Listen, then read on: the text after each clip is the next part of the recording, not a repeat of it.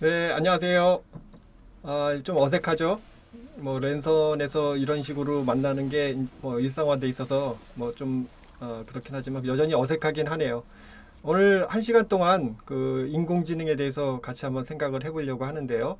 뭐 사실 벌써 4, 5년이 됐죠. 뭐 많은 사람들이 인공지능에 대해서 얘기하는 바람에 많이 아는 것처럼 보이면서도 사실은 실체가 뭔지에 대해서는 약간 좀 애매한 부분이 있는 것 같습니다.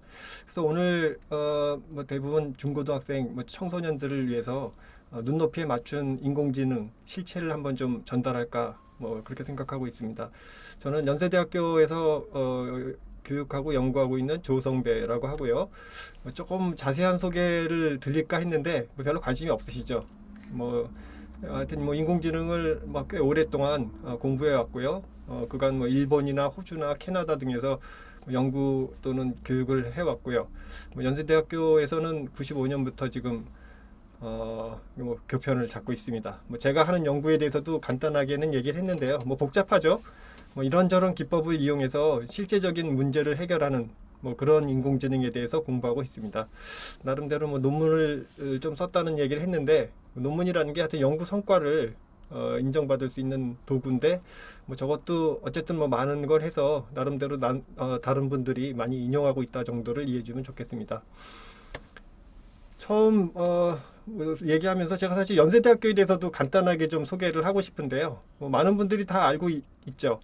뭐 연대라는 학교가 오래된 학교이기 때문에 이게 사실은 연대 정문 앞을 이렇게 찍어놓은 사진입니다. 근데 어, 네, 에, 뭐좀 신생 학교처럼 보이죠? 마음이 착하잖아요. 그러니까 네, 내 신생 자녀도 학교처럼 보이죠? 근데 사실은 역사가 꽤 오래된 학교입니다. 뭐 우리나라에서는 가장 오래된 역사를 갖고 있고요. 요 앞에 정문 부분을 리모델링을 해서 조금 새로운 학교처럼 보이는데 이게 백양로라고요. 정문에서부터 저 끝까지 뭐 100여 미터 정도 이렇게 쭉 일직선으로 꽤 이렇게 아름답게 돼 있는데 그 선을 쭉 따라가면 이렇게 보입니다. 뭐 대부분 영화나 드라마 같은 데서 많이 보셨을 텐데요. 오래된 본관 건물이고요. 그 가운데 그 언더우드 상이라고 저희 그 창업 그맨 처음에 학교를 만드신 분이 동상이 있고 그 사람 그 시선에서 보시면 이렇게 보입니다. 그래서 백양로를 쭉 따라서 정문까지 일직선으로 연결이 돼 있고요. 또 가을쯤 보면 이렇게 단풍나무가 예쁘게 이렇게 색이 바뀌는 뭐 이런 광경이 있습니다. 그래서 학교 캠퍼스도 예쁘고 뭐 하여튼 어, 오래된 학교고 여러분들 모두 좀 관심을 갖고 기회 되시면 한번 찾아와서 캠퍼스를 한번 좀 보시면 좋겠습니다. 네, 어쨌든 오늘 할 말씀을 인공지능인데요. 뭐 4차 산업혁명하고 연관지어서 조금 말씀을 드리고 싶어요. 최근에 뭐 4차 산업혁명도 인공지능 버금가게 많은 이야기가 되고 있는 그런 주제인데 뭐 사실 이것도 좀 어려운 것 같습니다. 여러분이 교과서에서 배우는 산업혁명은 뭐 증기기관이라든가 뭐 전기에너지 뭐 그런 것들을 이용해서 산업적인 혁명을 일으켰던 혁신을 일으켰던 그런 사건이라고 알고 있을 텐데요. 벌써 4차라고 합니다. 근데 4차는 기존의 산업혁명하고는 좀 다른 게 어떤 한 가지 기술을 가지고 하는 것 같지는 않고요. 뭐 센서라든가 또는 뭐 인공지능 그리고 뭐 통신 뭐 이런 여러 가지 기술들이 어우러져서 뭔가 혁신을 일으키는데 그 혁신이 어떤 대상이 제품이라든가 어떤 분야가 아니고요. 어떤 상품과 서비스의 생산, 유통, 소비 뭐전 과정에 영향을 미친다는 게 굉장히 파급 효과가 큰 뭐 아직도 진행 중이고 뭐 그 결말을 뭐 속단하기는 좀 어려운데요. 어쨌든 그 산업혁명의 핵심 그 기술이 인공지능이라고 하고 있죠. 그런데 이제 우리가 인공지능 하면 뭘 떠올리는가 보면요. 대부분은 이런 걸 떠올리실 것 같아요. 뭐 터미네이터라든가 뭐 매트릭스라든가 그런 영화 속에 어떤 굉장히 뭐 암울한 미래가 됐든 뭐 좋은 미래가 됐든 뭐 그런 어려운 굉장히 좀 복잡한 걸 생각을 하시고요. 조금 더 단순화시켜도 뭐 아이로봇이나 채피처럼 사람 모양을 한 로봇 사람처럼 뭔가 행동을 하는 로봇을 인공지능이다라고 생각을 하시는데 뭐 이런 거 실제 생활에서 보신 적 있나요? 없죠. 대부분은 뭐 영화 속에 또는 뭐 소설 속의 이야기들인데, 그래서 우리 주변에 있는 인공지능이 뭘까 몇 가지를 좀 살펴보고 싶은데 사실 꽤 많습니다. 뭐 예를 들면 뭐 자동차 번호판을 인식한다든가, 이거 인공지능이라 생각하시나요? 대부분은 뭐 별로 이렇게 심각하게 생각 안 하시는 것 같아요. 뭐 자동차가 이렇게 지나가면 카메라가 당연히 번호판 정도는 인식해 줘야지 라고 생각할지 모르겠는데, 저 문제 자체도 굉장히 어려운 문제였습니다. 뭐 사람처럼 저렇게 번호판을 자연스럽게 또 정확하게 인식해내는 거는 뭐 수십 년 동안 연구해서 결국은 성공을 한 거고요. 또는 뭐 로봇 청소기, 뭐 또 최근에는 인공지능 스피커가 인공지능의 대표라고 이렇게 얘기를 하고 있는데, 뭐 이 정도 하면 인공지능이라고 해줄까요? 우리가 앞에서 봤던 얘기하고는 좀 다르죠. 그게 어쩌면 너무 익숙해서 그런 거가 아닌가 싶고요. 조금 덜 익숙한 인공지능 사례들은 뭐 카메라 스마트폰으로 얼굴 사진 찍었더니 뭐 연예인 누구랑 비슷하더라, 뭐 그런 것도 있지만, 요즘에 나온 그 스마트폰 앱 중에는 찍힌 사람이 감정이 어떤지 뭐 이런 거를 맞춰주려고 하는 그런 인공지능 소프트웨어도 있고요. 또 휴머노이드라고 그러는데 사람 모양으로 된 로봇 뭐 이런 것도 있는데, 사실 휴머노이드는 우리가 매스컴에서 보는 그런 모습을 다 믿으면 안 될 것 같아요. 굉장히 어려운 주제거든요. 지금 그나마 사람만큼의 지능을 갖고 있는 휴머노이드 하면 요리하는 로봇 정도가 된다고 하고 있고요. 또 자율자동차, 뭐 자동차 운전이라는 게 그렇게 쉬워 보이진 않고 나름대로 지능이 필요한데, 그걸 사람보다 더 잘 또는 사람만큼 한다니까 이것도 분명히 인공지능인 것처럼 보이는데요. 이거면 이제 인공지능 해줄까요? 뭐 아까보다는 아마 조금 더 인공지능에 가깝다고 생각할 텐데, 그래도 저거 다 사람이 하는 일을 흉내낸 거지 사람보다 더 잘한다고 할 수는 없잖아요. 그런데 이미 최근에 나온 사례들에서 사람보다 더 잘하는 인공지능들이 꽤 나오기 시작했어요. 뭐 이건 로봇으로 보이긴 하는데, 이거는 투자, 뭐 이렇게 금융 상품이나 이런 것들을 투자하고 자산을 관리하고 하는 걸 사람보다 더 잘하는 소프트웨어, 인공지능 뭐 이런 거는 이미 보편적으로 사용되고 있고요. 또 IBM 왓슨이라고 많이 알려져 있는데 퀴즈 문제를 사람보다 더 잘 푸는 인공지능, 뭐 이것도 이미 성공한 것 같고요. 또 알파고는 모두 다가 알고 있죠. 바둑이라는 꽤 어려워 보이는 문제에서 그 게임에서 사람보다 더 잘 두는 그런 뭐 소프트웨어 인공지능이 완성이 된 거죠. 뭐 이제 이 정도 되면 인공지능 해줄까요? 아까보다는 뭐 확실히 인공지능인 것처럼 보이죠. 사람보다 더 잘하고, 또 더 중요한 건 그게 어떻게 해서 사람보다 더 잘하는지를 잘 모르기 때문에 그런 것 같아요. 그런데 제 생각에는 아마 한 5년에서 10년, 뭐 10년은 너무 긴 것 같고요.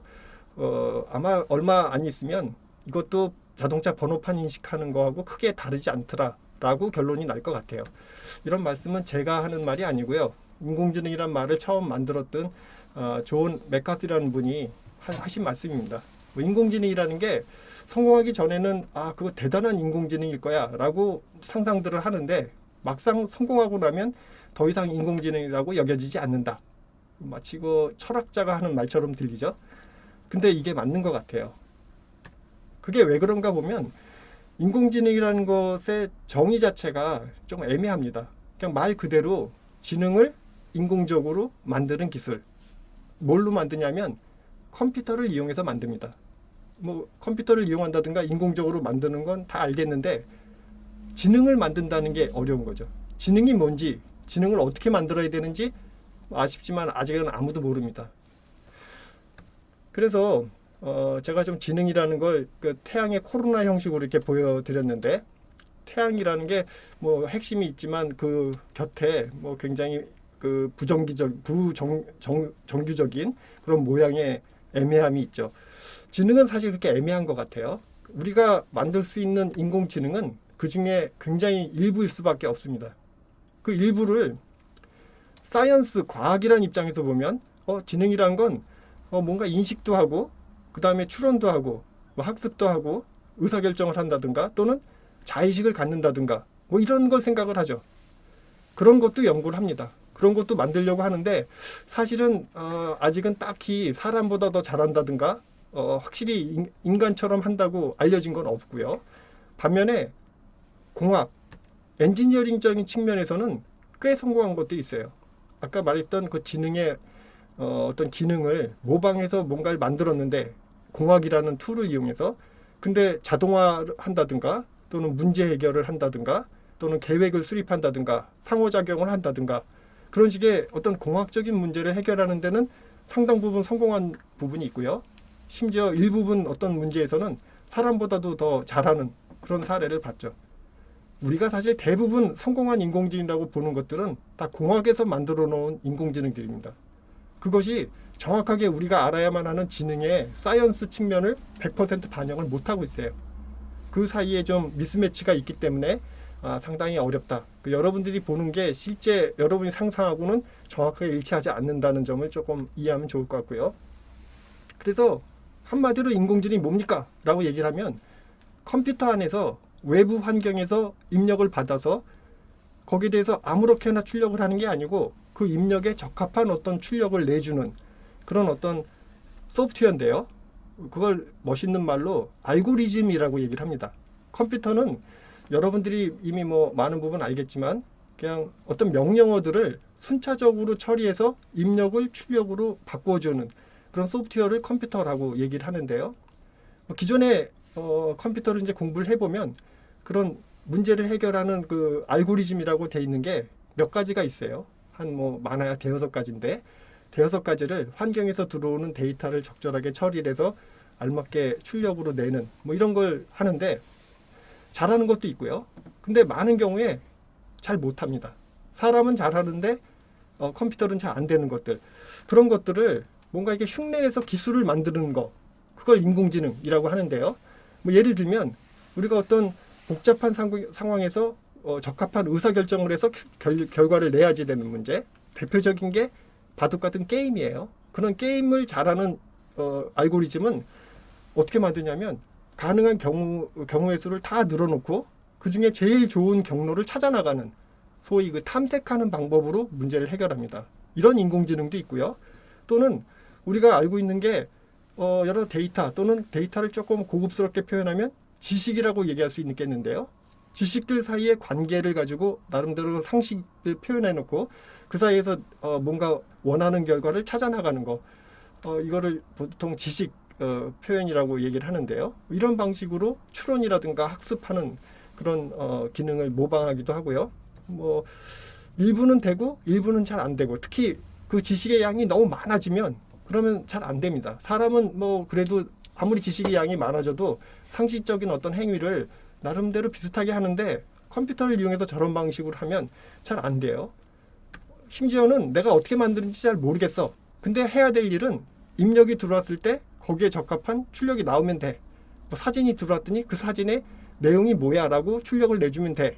그러면 안에 있는 로직은 모르겠지만 앞에 여기 마치 그 복잡한 네트워크처럼 보이죠.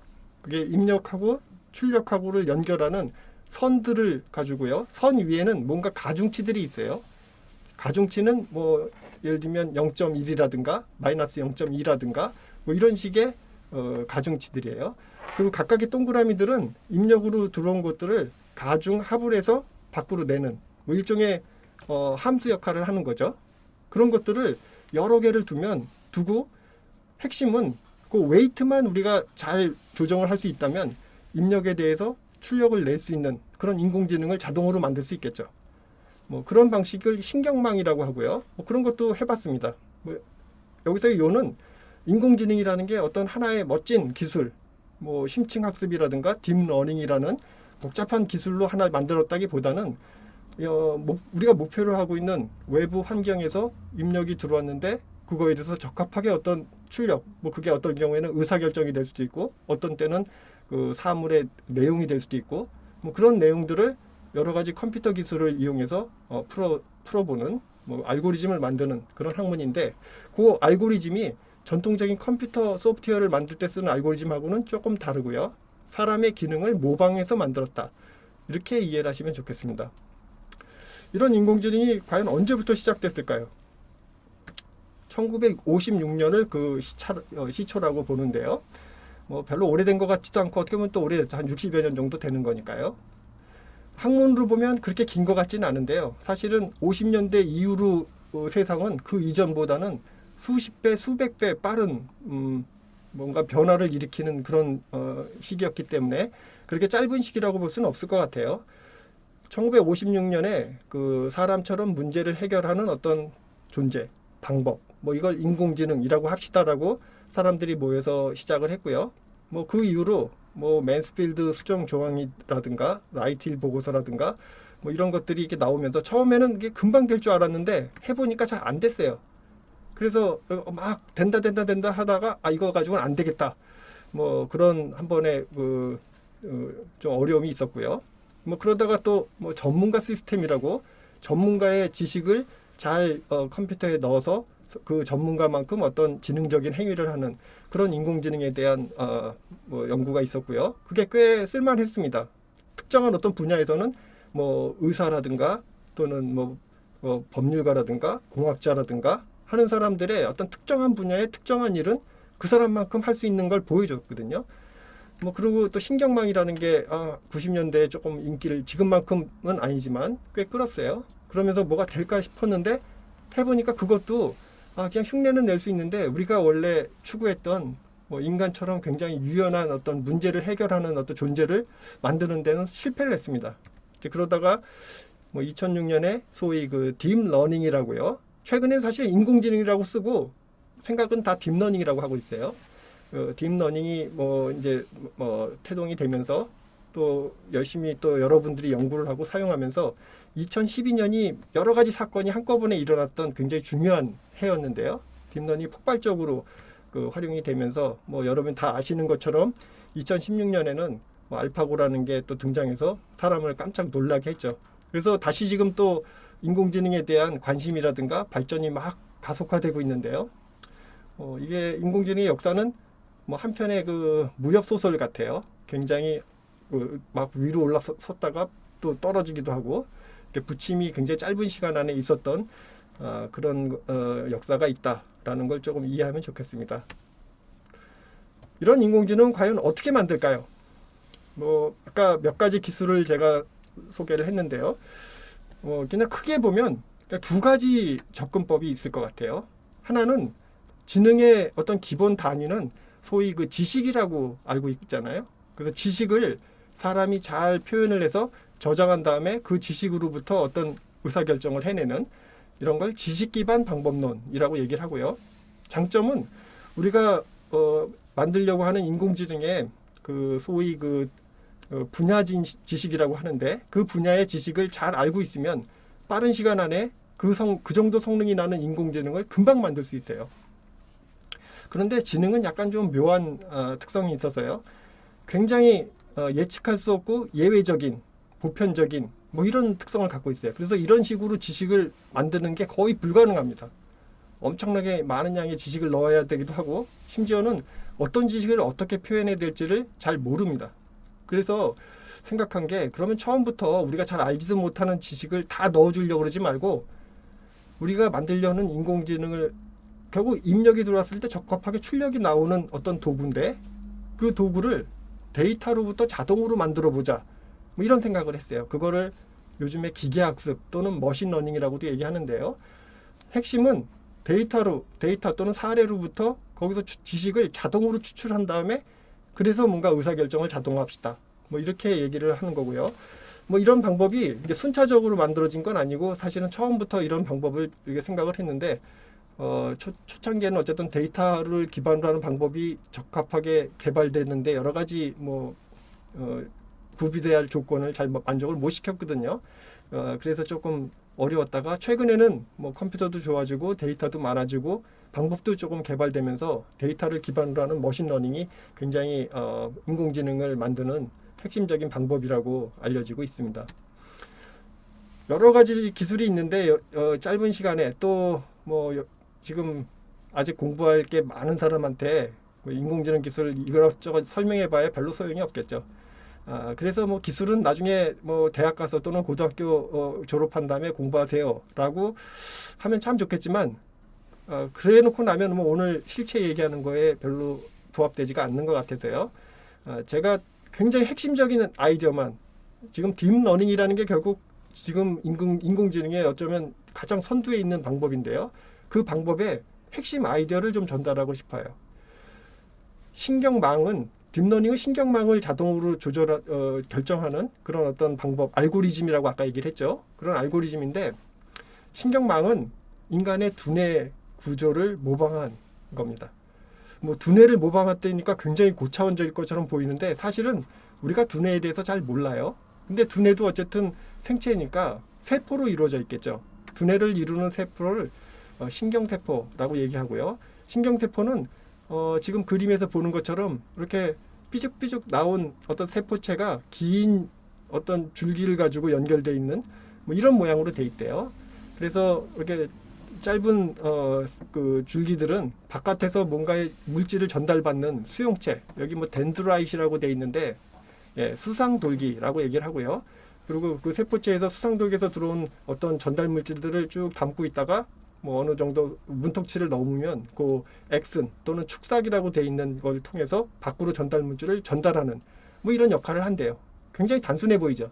핵심은 결국 그 전달 물질 덴드라이트라고 돼 있는 거에서 다른 쪽에서 전달 물질을 받을 때 얼마만큼 받을지에 대한 걸 결정하는 그게 중요하죠. 우리가 뭔가를 뭐 외국어를 공부한다든가 또는 테니스를 열심히 공부해서 새로운 운동 스킬을 얻는다는 게 결국 뭐냐면 특정한 그 신경세포의 시냅스를 강도를 조정해주는 뭐 그런 과정이래요.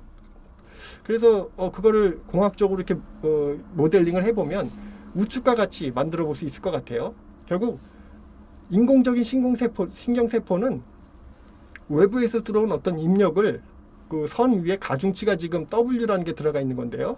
가중치를 쫙 매겨서 다 더한 다음에 그거를 뭐 어떤 문턱치를 넘으면 밖으로 출력을 하고 문턱치를 넘지 않으면 그냥 출력 안 하고 그 일종의 함수라고 볼 수 있겠죠. F라는 어떤 함수 뭐 저런 기능을 하는 걸 신경세포라고 하고요. 그 신경세포를 뭐 신경망에도 하나가 있는 게 아니고 굉장히 많이 있다고 하니까 인공적으로 할 때도 저걸 여러 개를 둡니다.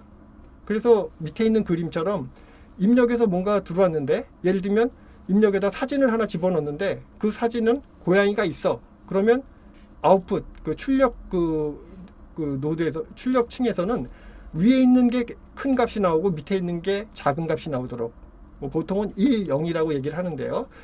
그래서 사진이 들어오면 위에 있는 게 1이 나오고 밑에 있는 건 0이 나오고 고양이가 들어오면 고양이가 들어오면 1이 들어오고요. 만약 강아지가 들어오면 밑에가 1이 나오고 위에가 0이 나오고 뭐 이런 식으로 그렇게 작동할 수 있도록 가중치를 잘 조절할 수만 있으면 그러면 뭐 복잡하게 우리가 사진이 들어왔을 때 이게 고양이인지 개인지 구별하는 어떤 걸 따져보지 않고 그냥 자동으로 만들 수 있겠죠. 이런 방식인데 아까도 말했지만 결국 핵심은 입력에 대해서 적합한 출력이 나올 수 있도록 그 가중치를 자동으로 결정하는 건데 잘 모르니까 많은 양의 데이터를 가지고 저걸 반복적으로 이렇게 바꿔나가는 방식을 씁니다.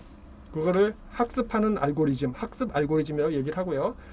뭐 여러분들이 다 아는 것처럼 우리가 만일 입력이 들어오고 거기에 맞는 출력이 나오는 게 그렇게 단순하지 않다면 그 함수가 굉장히 복잡해지겠죠.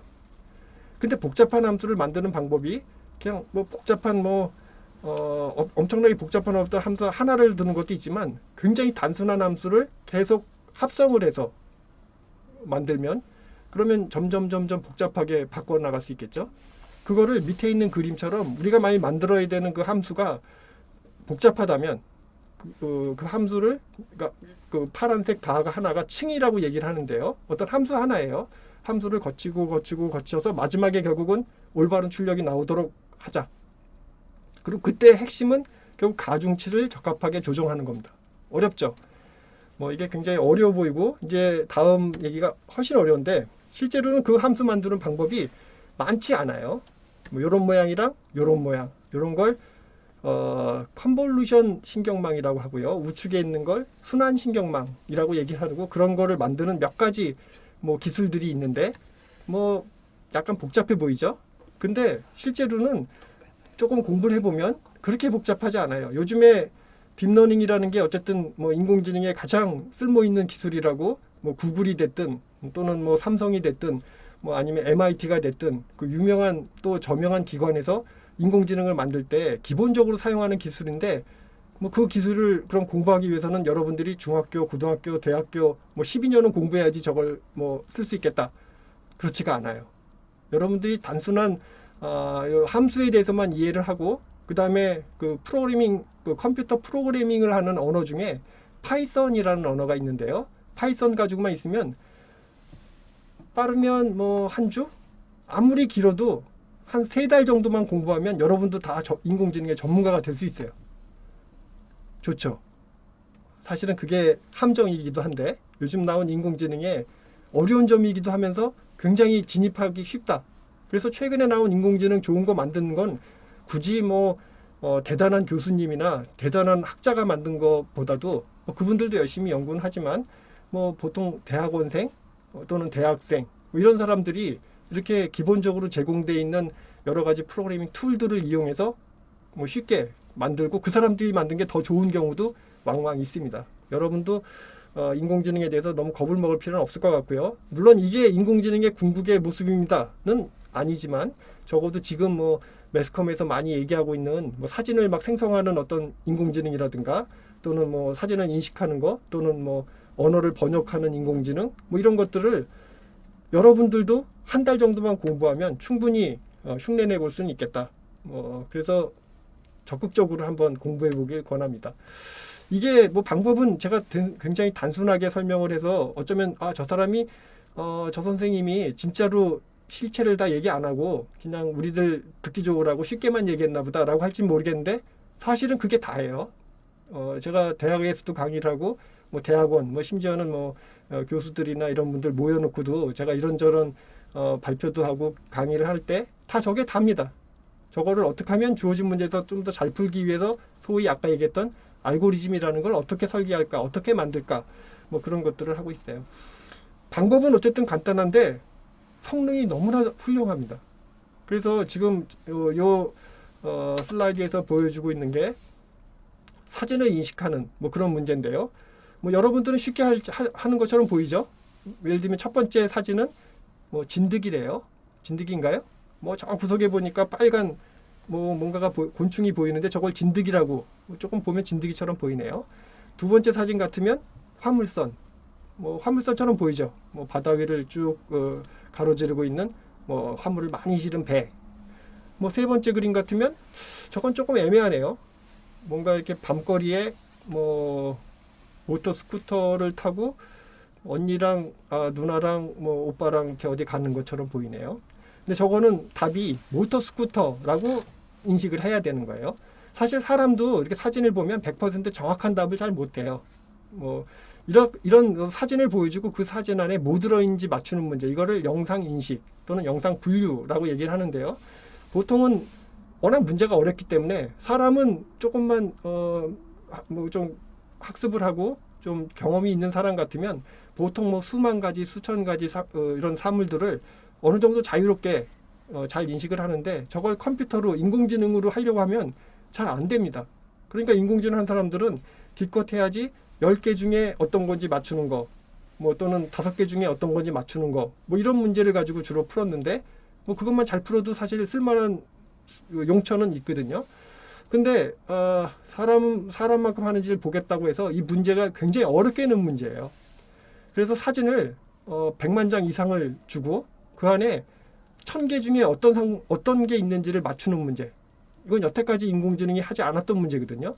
이거를 2010년도에 처음으로 인공지능 하는 사람들이 이제 연구를 하고 공부를 하려고 만든 문제인데 그런데 2012년에 어떤 사람이 만든 결과가 그 이전보다 거의 10% 넘게 오류율을 확 줄이는 그런 방법을 냈어요. 그래서 그게 도대체 어떤 대가가 하셨나라고 이렇게 보니까 대학원생이 했어요. 그리고 대학원생이 어떤 방법을 썼나 봤더니 아까 얘기했던 딥러닝이라는 걸 했어요. 뭐 딥러닝은 뭐 그닥지 뭐 복잡한 원리가 있는 것도 아니고요. 그냥 복잡한 어떤 문제를 함수를 여러 겹을 사용해서 풀어본다는 거고 대신 많은 양의 데이터를 튜닝에 사용할 수 있는 뭐 그런 기법이에요. 그런 걸 써서 이게 뭐 거의 뭐 15% 정도 에러가 나는 뭐 그런 방법을 만들고 그 이후로 이게 경진대회였는데 뭐 점점 발전해서 사실은 이제는 더 이상 이 경진대회 안 합니다. 몇 년 전에 경진대회 해보니까 에러가 2% 이내로 줄었어요. 그 얘기는 사진을 100장 보여주면 그러면 거의 98장 이상을 맞추는 거예요. 근데 사람은 이런 사진을 보면 몇 퍼센트 정도 맞추냐면 대부분 5% 정도의 에러가 난다고 해요. 그러니까 사람보다 더 잘하는 거죠. 사람보다 더 잘하는 알파고도 사람보다 더 잘하기 때문에 뭐 주목을 끌었는데 이 기술을 쓰면 사람보다 더 사진을 더 잘 인식한다. 이게 굉장히 뭐 어떤 사물을 인식한다는 게 사람의 지능에 굉장히 중요한 기능이라고 생각을 했는데 그걸 사람보다 더 잘한다고 하니까 뭐 이게 굉장히 충격적인 사건이었고요. 그러고 나면 충격만 받고 끝나면 하수들이고 그걸 어떻게 우리 인간이 살아나가는데 뭔가 일을 하는데 도움을 받을 수 없을까? 뭐 사실은 우리 주변에 사진을 잘 인식하면 꽤 유용한 그런 분야가 너무나 많죠. 예를 들면 병원 같은 데 가면 요즘에 사진 많이 찍죠. 뭐 엑스레이만 찍는 게 아니고 MRI, CT 뭐 많이 찍어요.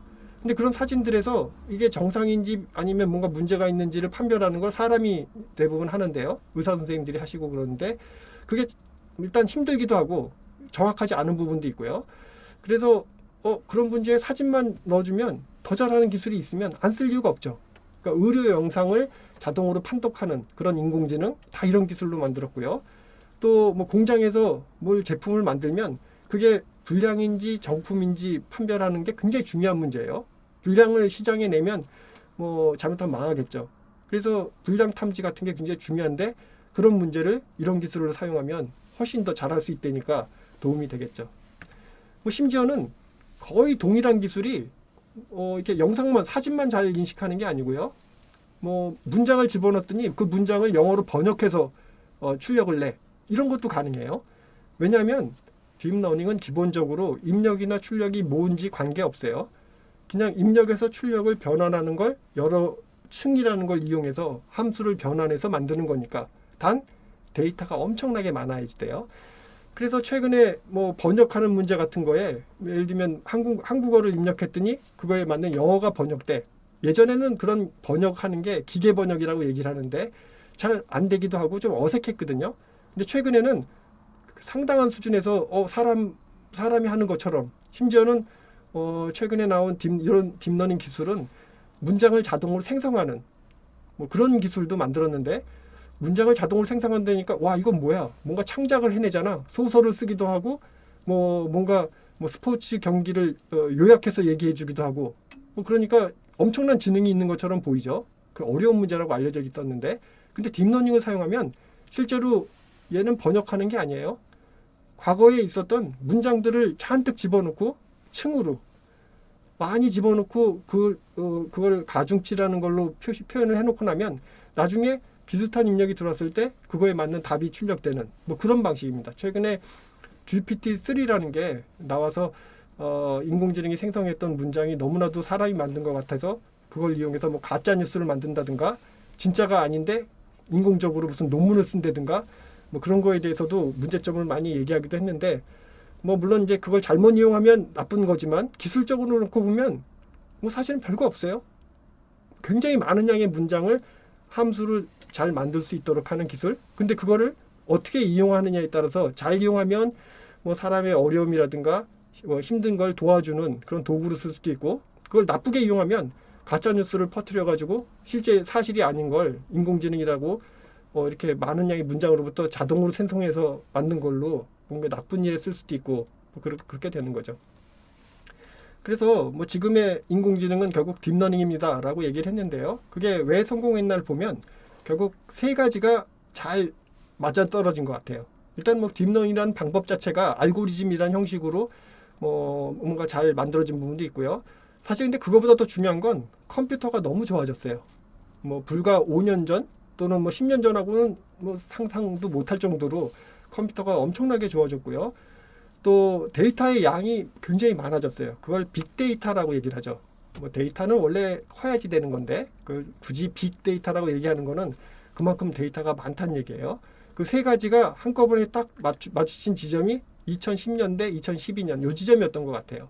그러면서 뭐 뭐 구글이라든가 페이스북이라든가 뭐 마이크로소프트라든가 이런 회사에서 그런 딥러닝을 잘 실행시킬 수 있도록 하는 공통의 어떤 컴퓨터 프로그램, 그걸 플랫폼이라고 얘기를 하는데, 뭐 그런 것들을 만들고, 그래서 많은 사람들이, 심지어는 뭐 여러분들 같이 뭐 이렇게 많이 공부를 안 한 사람들도 쉽게 사용해서 인공지능을 활용할 수 있도록 하는 뭐 그런 시대가 온 것 같습니다.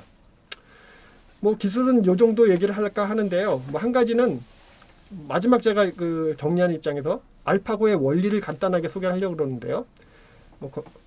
궁금한가요?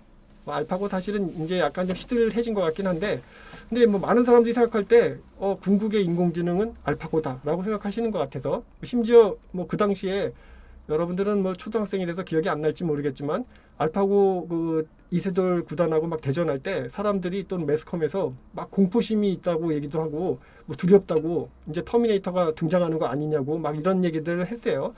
근데 사실은 알파고는 그냥 바둑두는 AI 프로그램이에요. 심지어 그 바둑두는 AI 프로그램은 알파고가 처음도 아니에요. 혹시 바둑에 관심 있는 친구들은 이렇게 인터넷이나 이런 데 뒤져보면 그냥 바둑두는 AI 프로그램은 수백 개가 있습니다. 그 중에 하나예요. 근데 약간 좀 다르게 하긴 했는데 뭐 크게 다르지 않아요. 뭐 바둑이란 건 반상이라고 가로로 19줄, 세로로 19줄이 있는데, 그래서 그러니까 뭐 한 260여 개 정도 되는 그 교차점이 생기겠죠. 그 교차점에 바둑 돌을, 하얀 돌, 까만 돌을 한 번씩 두는 그런 게임이에요. 보드 게임이라고 일반적으로 하죠. 그런 게임을 반복하다 하면서 내 돌이 상대방 돌을 완벽하게 감싸면 그때 상대방 돌을 따먹는, 그리고 그 따먹힌 빈자리가 내 집이 되는 뭐 이런 게임이에요.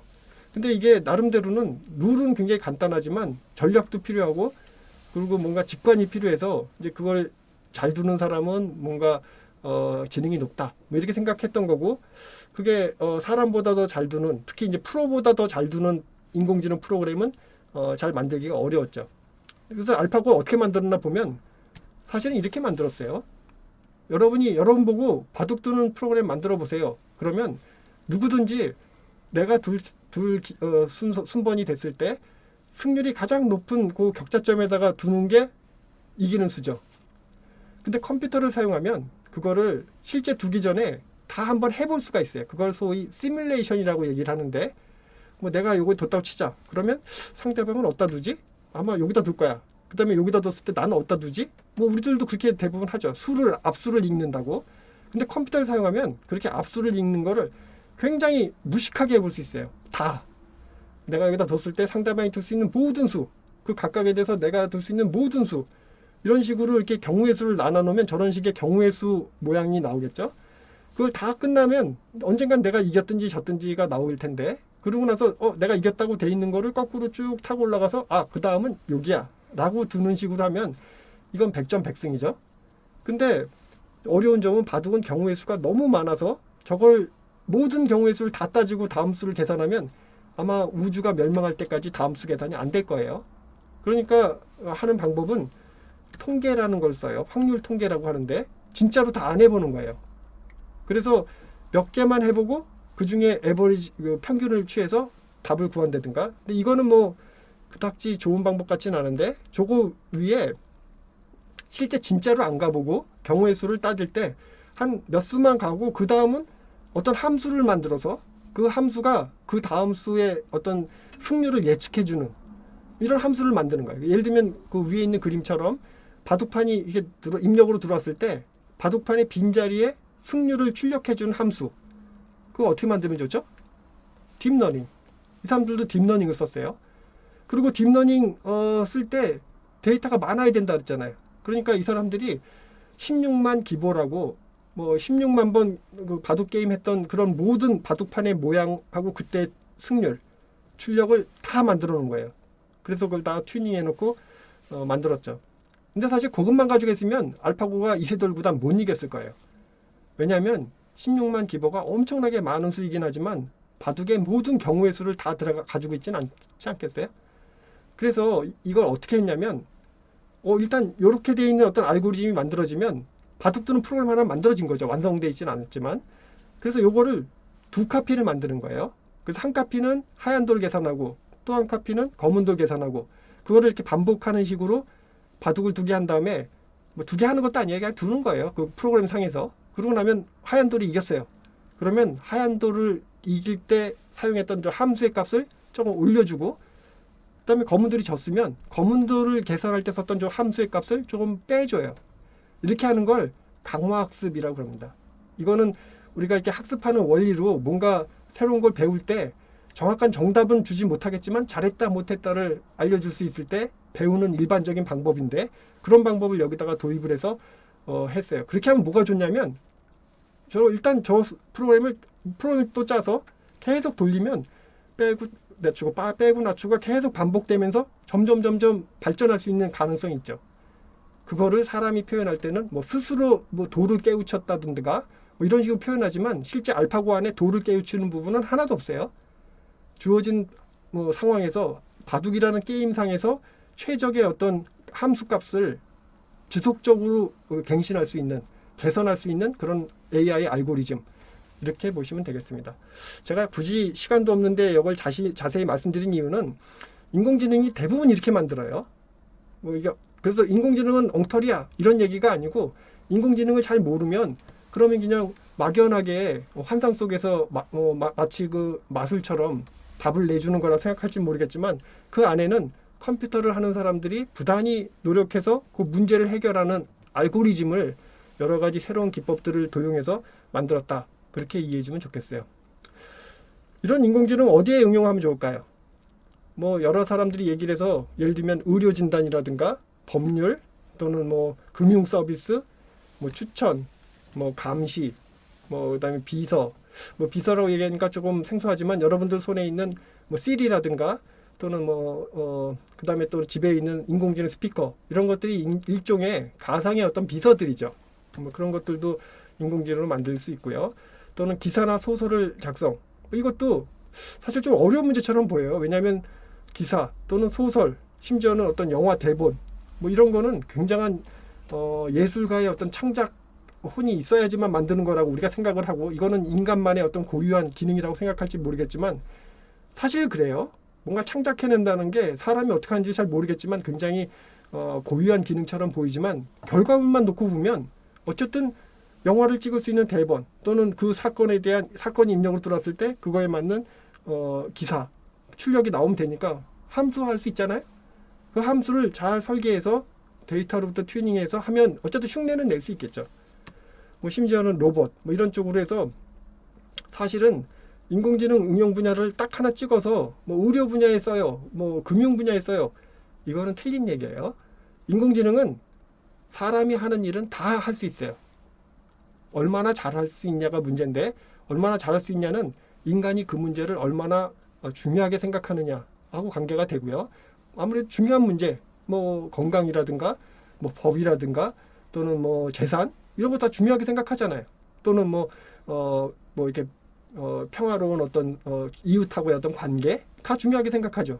근데 그런 것들을 도와주는 어떤 인공지능은 우리가 충분히 사람의 도움을 줄 만큼 만들 수 있을 거예요. 앞에서 제가 4차 산업혁명 얘기를 간단하게 했는데, 뭐 오늘 강의는 4차 산업혁명은 아니지만 4차 산업혁명에서 도대체 인공지능은 어떤 역할을 하나 궁금할 것 같아서 제가 한 장으로 좀 정리를 해봤는데, 4차 산업혁명은 기본적으로 센서가 무진장 중요한 것 같아요. 센서가 뭐죠? 뭐 온도계라든가 또는 스마트폰 안에 있는 어떤 위치 추적하는 그런 값, 그런 게 다 센서라고 알려져 있는 장치에 의해서 측정된 값들이죠. 예전에는 센서가 굉장히 비싸기도 하고 정확하지가 않았어요. 근데 최근에 4차 산업혁명하고 더불어서 센서가 엄청나게 정확해지고 또 가격도 저렴해지니까 여러 군데 막 장치할 수 있게 됐죠. 여러 군데 장치하면 거기서 추출되는, 센싱되는 그런 값들이 굉장히 많아지겠죠. 데이터가 많아지니까 결국 빅데이터가 될 수밖에 없어요. 근데 그 빅데이터를 그냥 데이터로만 가지고 있으면 아무 의미가 없겠죠. 그 데이터를 잘 분석도 하고 또 관리도 하고 뭔가 필요한 방향으로 제어도 하는 뭔가 소프트웨어가 필요한데요. 그 소프트웨어가 인공지능이에요. 그래서 인공지능은 뭐 크게 자세하게 말은 안 했지만 기술적으로 보면 기계학습 또는 지각인식 또는 지식추론, 적어도 그 세 가지 부류의 어떤 기술들이 있는데, 그것들을 이렇게 클라우드 컴퓨팅이라는 고성능 컴퓨터를 활용해서 예를 들면 뭘 만드는 분야, 뭐 제조업이라고 돼 있는 그런 분야에서 효율성을 높인다든가 또는 뭐 우리가 서비스업이라고 그러죠. 고객을 만족시키기 위한 어떤 서비스, 고객의 어떤 도와주는 그 서비스 분야의 편리성을 높이는 식으로 산업적인 혁명을 일으키는 거, 이거를 4차 산업혁명이라고 그러지 않나, 뭐 이런 생각을 해봤습니다. 여기까지가 뭐 인공지능에 대한 실체인데요. 이제 그 언저리에서 우리가 생각해야만 하는 게 꽤 많아요. 이게 왜냐하면 인간의 기능을 뭔가 대신하는 기술이기 때문에 가장 크게 떠오르는 문제가 일자리죠. 뭐 인공지능이 잘하는 건 좋은데 너무 잘해서 내가 해야만 하는 일을 뺏어가. 그러면 나는 굶어 죽어. 뭐 이런 생각하지 않겠어요? 실제로 이렇게 조사를 해보면 대부분 한 80% 정도의 사람은 인공지능이 아마 많은 일자리를 대체할 거야 라고 생각들 하신대요. 실제로 그런 의식이 실제래요. 그래서 인공지능이 대체 가능한 직업 같으면 뭐 레크레이션 치료, 예를 들면 뭐 텔레마케터라든가 뭐 재봉사라든가 뭐 개인 보험업자라든가 뭐 어떤 특정 업종의 직업들은 인공지능이 대체될 가능성이 상당히 높다고 그러고요. 뭐 반면에 뭐 레크레이션 치료사라든가 뭐 재난관리사라든가 뭐 사회복지사라든가 뭐 이런 직업들은 아무래도 조금 인공지능이 대체하기 어려울 거야 라고 이제 조사가 나왔다고는 하는데, 사실은 제가 개인적인 생각은 인공지능이란 건 어떤 특정한 분야의 직업을 대체한다든가 그러지 않을 것 같아요. 오히려 모든 직업에 다 영향을 미칠 것 같아요. 인공지능을 잘 활용할 수 있는 사람하고 활용할 수 없는 사람이 동일한 직업에서도 엄청난 차이를 보일 가능성이 높다라는 점이 생각이 됩니다. 그 다음에 또 생각해야 될 거는 인공지능은 단순한 기술이 아니기 때문에 기술만 가지고 안 됩니다. 예를 들면 그걸 자율주행차를 운행하는 인공지능이라고 이제 제가 예를 한번 들어봤는데요. 예를 들면 자율주행차가 해야 되는 일은 여기 승객을 목적지까지 안전하게 이동시키면 되는 거죠. 사실 그런 기술은 거의 90% 이상 완성됐어요. 심지어 여러분들이 지금 뭐 테슬라라든가 이 전기자동차 일부 어떤 자동차에는 오토 크루즈라는 기능이 있어요. 그거 누르면 내가 핸들 안 만져도 적절하게 이렇게 차선도 바꿔주고 속도도 유지하고 브레이크 밟아주고 해요. 사실 기술적으로만 놓고 보면 자율주행차에 들어가야 될 인공지능은 상당히 완성되어 있는데 왜 우리가 당장 운전 자동으로 하는 거 그냥 못 씁니까? 여러 가지 이유가 있어요. 첫째는 결국 인공지능은 소프트웨어이기 때문에 이게 요 안에 들어가 있든 어디 멀리 딴 데 클라우드라고 돼 있는데 들어가 있든 소프트웨어이기 때문에 이게 보안이 굉장히 중요합니다. 이 보안이 뚫려가지고 그냥 인공지능이 이상한 데로 막 간다든가 들이받으면 문제가 생기겠죠. 심지어 이게 범죄에 이용될 수도 있기 때문에 어려움이 있고요. 그 다음엔 자율주행차가 뭔가 사고가 났어요. 그랬을 때 법적인 책임은 누가 져야 할까요? 뭐 물론 좀 따져보면 되겠지만 아직까지 정립이 잘 안 됐습니다. 뭐 우리가 인간 운전자들 사이에서는 뭐 예를 들면 뭐 어떤 사고가 났을 때 앞차가 뭐 60, 뒷차가 40, 뭐 이런 식의 뭐 책임 소재 같은 것들이 어느 정도 법으로 정리가 돼 있는데, 만약 자율자동차가 사고가 나면 누가 책임을 져야 되죠? 승객이 또는 뭐 판매사가 또는 개발자가 뭐 그런 것들에 대해서 잘 정립이 안 돼 있습니다. 그 다음엔 윤리도 문제가 돼요. 뭐 여러분들 윤리 과목 재미있나요? 굉장히 어렵죠. 윤리라는 게 어떤 뭐 정답이 딱 있는 문제라기보다는 어떤 가치 기준에 따라서 또는 그 시대의 어떤 사회적인 어떤 합의에 의해서 옳고 그름이 이렇게 판별될 수 있는 뭐 그런 어려운 문제인데, 심지어 자율주행차도 그런 문제에 봉착할 수 있다. 뭐 대표적인 게 트롤리 문제라는 게 있는데요. 뭐 그런 것까지 고려해서 어느 정도 해결책이 나와야 자율주행차가 자유롭게 시중에 돌아다닐 수 있다. 그런 걸 이해하면 좋겠습니다. 이런 식으로 인공지능이 쭉 발전을 하면 결국 뭐 소프트웨어도 발전할 거고요. 하드웨어, 데이터 다 발전하겠죠. 이런 것들을 잘 발전시키면, 예를 들면 인간의 지능도 어쨌든 조금씩은 발전이 있어 왔지만 우리가 만든 인공지능의 지능이 훨씬 더 빨리 발전하면 언젠가는 사람을 뛰어넘는 지점이 있지 않겠어요?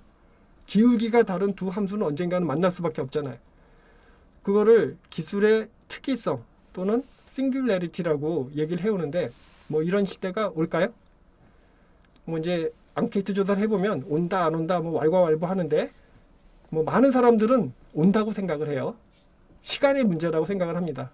그래서 어떤 사람들은 글쎄 한 뭐 100년쯤 지나면 아니면 한 200년쯤 지나면 그럴까? 근데 그렇게 말하시는 분의 대부분은 자기가 그때까지 살 자신이 없으니까 그냥 하는 얘기예요. 근데 조금 용감한 분들은 저거 앞으로 30년 안에 옵니다. 뭐 2045년 이런 걸 예측하시는 분들도 계시고 뭐 그때까지 여러분 대부분은 아마 뭐 다 살 거고 저도 어쩌면 살지도 모르는데 곧 조만간 사람의 지능을 뛰어넘는 인공지능이 나올 거고 그걸 초지능이라고 얘기를 하는데요. 슈퍼 인텔리전스 또는 뭐 초지능이라는 건 뭐 사실 우리가 바둑이라든가 퀴즈 문제 푸는 일정 어떤 분야에서는 사람보다 더 잘하는 인공지능이 있죠. 그런데 여기서 말하는 초지능은 모든 영역에서 인간의 인지 영역을 뛰어넘는 그런 지능을 초지능이라고 합니다. 왜 가능할까요? 글쎄요, 뭐 가능하다, 가능하지 않다 여러 사람들이 있는데 일단은 가능하다고 했을 때 그때 우리가 얻을 수 있는 긍정적인 면이 뭐가 있을까? 사실은 불치병이라든가 에너지 문제, 우리 인류의 난제죠. 그런 것들 못 해결하고 있어요 지금. 뭐 못 해결하는 이유는 여러 가지가 있겠지만 우리의 인류의 어떤 지능이랄까? 그게 한계가 있기 때문에 이걸 못한다고 보는데 우리보다 더 뛰어난 어떤 지능이 있는 존재가 있고 그걸 잘 활용하면 어쩌면 이런 문제를 해결하는 데 쓸 수 있지 않을까? 뭐 이런 생각들을 합니다. 반면에 이제 부정적인 측면은 이렇게 인간보다 더 뛰어난 어떤 존재를 우리가 잘 통제하지 못해서 그러면 잘못하면 안전성에 위협이 되지 않을까? 뭐 이런 생각도 합니다. 이건 누구든지 하는 생각인데 근데 약간 좀 착각하지 말아야 될 게 저렇게 인간의 통제권 상실이라든가 안전성이 마치 그 터미네이터에서 스카이넷처럼 진짜 인간을 지배하는 인공지능의 뭐 어떤 존재가 생겨날 거다. 이렇게 상상을 하시는 분도 계시는데 사실은 영화는 영화일 뿐이고 영화는 사실은 현실 세계를 약간 은유적으로 표현하는 거죠. 그리고 우리가 알고 있는 지배 피지배 관계가 그런 식으로 돼 있으니까 이제 아마 인공지능이라는 게 발전해서 그런 식으로 되면 어쩔까라고 걱정들을 하시는데 실제로는 그렇게는 안 될 것 같고요. 뭐 인공지능이 굳이 인간을 지배하고 그래서 얻을 게 뭐가 있죠? 사실은 인공지능이란 건 오늘 제 강의를 잘 이해하셨다면 결국은 인간의 지능이 할 수 있는 어떤 기능을 모방해서 만드는 어떤 컴퓨터 기술이에요. 그래서 그거를 뭐 유용하니까 편리하고 효율적이고 그러니까 여기저기 쓰면 그래서 그게 많아지면 잘못해서 우리가 그거에 대해서 통제권을 잃는다는 게 뭔가 오작동이 일어나요. 예를 들면 뭐 신호등이 오거리에 신호등이 하나 있는데 그 신호등이 오작동하면 잘못하면 차 사고가 나거나 교통이 마비가 되겠죠. 근데 인공지능은 단순히 교차로에서 쓰이는 것뿐만이 아니고 인간의 일반적인 생활에서 다 쓰일 수 있기 때문에 그럴 때 이제 뭔가 문제가 있을 수 있다. 더군다나 그거 만드는 사람 또는 그 인공지능을 쓰는 사람이 결국 나쁜 목적으로 쓰면 문제가 된다는 거지 인공지능 자체는 뭐 나쁠 거 없을 것 같아요. 이런 초지능에 대해서 우리는 어떤 준비를 해야 될까? 뭐 생각을 좀 해보면요. 글쎄 이제 기술의 발전이라는 걸 시간에 따라서 한번 그려보면 뭐 이런 식으로 한번 그려볼 수 있는데 조금씩 발전하다가 우리가 이제 이런 어떤 지금 현재 이런 지점이 있다. 근데 앞으로 인공지능이라는 게 만약 이렇게 발전할 거야. 그 과거 이제까지 발전해왔던 어떤 속도보다 훨씬 늦어져. 그럼 걱정 안 해도 되죠. 또는 심지어 지금하고 과거하고 거의 유사한 정도의 발전이 있을 거야. 그러면 예측 가능하니까 우리가 뭔가 준비해서 대처해 나갈 시간적 여력이 있는데 근데 만일 인공지능이 이런 식으로 발전하면 과거보다 훨씬 더 가파르게 급진적으로 뭔가 발전이 되면 준비하는 사람들은 뭔가 피해를 보거나 어려움을 당할 수밖에 없겠죠. 여러분들도 오늘 같은 강연에서 인공지능이 뭐다라는 걸 조금 핵심적으로 이해하고 그걸 어떻게 활용할 건가를 조금 생각해 볼 수 있으면 좋을 것 같아요. 어떻게 사용할까요? 뭐 이것도 여러 가지 방안이 있을 수 있는데요. 크게 그 단기, 중기, 장기로 한번 좀 생각을 해보면요. 단기적으로는 일단 어떤 분야라도 그게 뭐 경영학이라든가 또는 뭐 문학이라든가 어떤 분야라도 많은 양의 데이터가 있으면 그 데이터를 이용해서 객관적이고 일관성 있는 어떤 의사결정 도구를 만들어야 되겠다. 그러면 인공지능을 좀 써보면 좋겠어요.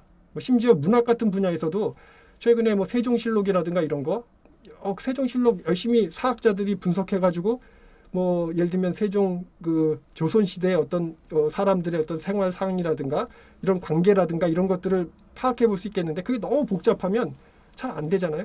근데 그런 부분을 인공지능을 사용해서 몰랐던 사실들을 발견을 한다든가 하는 연구를 실제 시작을 하기도 합니다. 그래서 어떠한 분야라도 데이터를 이용해서 뭔가 이익을 보려고 하는 뭐 그런 목적으로 쓸 수 있을 것 같고요. 그 다음에 중기적으로는 이게 약간 필연적일 수 있을 것 같아요. 지금 4차 산업혁명이 나오는 이유 중에 하나도 결론은 예년에 비해서 우리가 저출산을 하고요. 그 다음에 고령화가 되니까 생산 가능한 인구가 점점 줄어들고 있어요. 그런데 뭐 사람도 적고 생산 가능한 인구 줄어들어서 그냥 소박하게 살면 되지. 그게 안 되는 게 문제예요. 그래서 생산성 향상하는 도구가 뭐 우리가 지금 살고 있는 이런 자본주의 경제를 끌어나가는데 반드시 필요한데 그런 부분에서 인공지능을 써볼 수 있을 것 같고요. 장기적으로는 이거는 상당 부분 좀 희망 섞인 사용법인데요.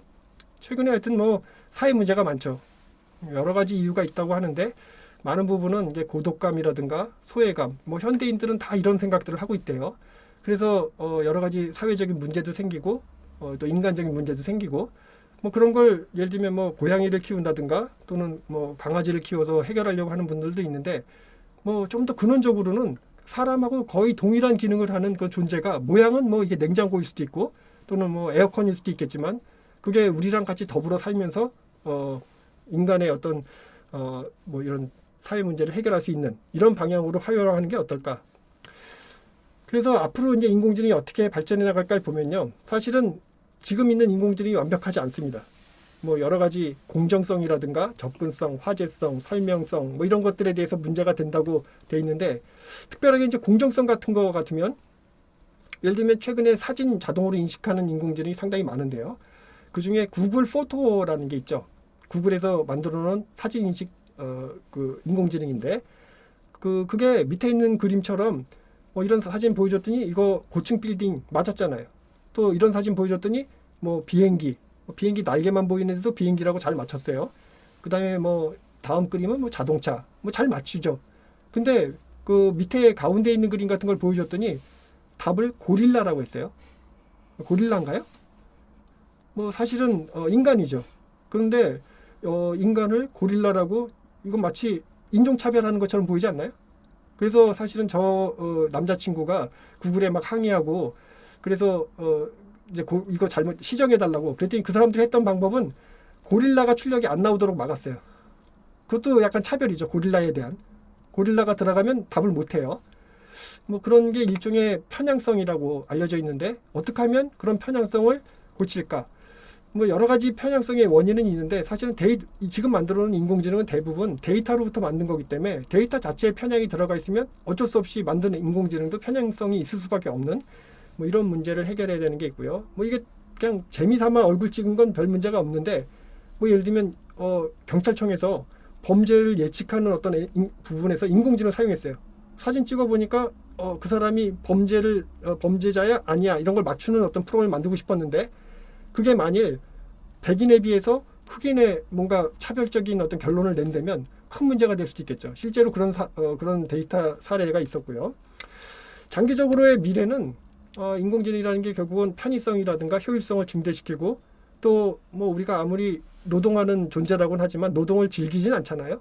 노동하는 시간을 좀 감소해서 또 우리가 하는 노동에 대한 가치를 상승하는 그러다 보면 인간은 조금 더 예전보다는 여가 시간이 증가되고 또 라이프 스타일 자체가 좀 바뀌어서 뭐 어쩌면 인공지능이 결국 인간 삶의 질을 향상시키는데 핵심적인 역할을 하지 않을까 뭐 이런 생각을 했습니다.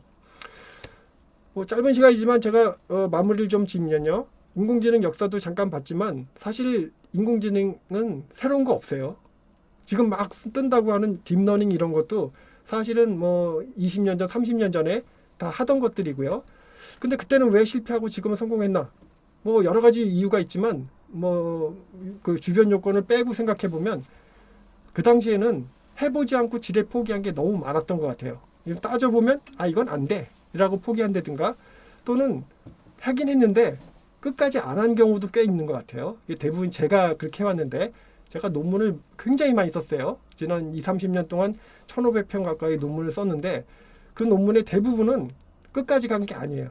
그냥 이런 문제가 있는데 이런 아이디어를 떠올라서 이런 식으로 해보니까 되는 것 같아요. 그리고 끝.